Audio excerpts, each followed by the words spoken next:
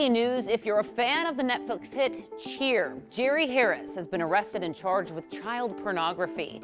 The parents of young twin boys say that Jerry inappropriately touched them and sent lewd pictures to them. According to the complaint, Jerry contacted the underage boys through social media, trying to get them to produce sexually explicit videos and photos, despite the fact that the boys told Jerry during their initial online encounter that they were just 13 years old. The mother of the twin boys wrote on Twitter, in part, "Sexual misconduct in All-Star Cheer has been excused, ignored, and facilitated by our event producer and governing body for way too long. This mama has had enough."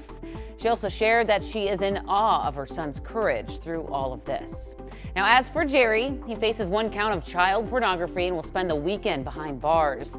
His hearing is scheduled for Monday, and if he's convicted in this case, he faces between 15 and 30 years in prison. Navarro Cheer, which was the organization based in the Netflix documentary, tweeting just this morning saying, "Our hearts are shattered into a million pieces. We are devastated by this shocking, unexpected news. Our children must be protected from abuse and exploitation, and we're praying hard for the victims and everyone affected."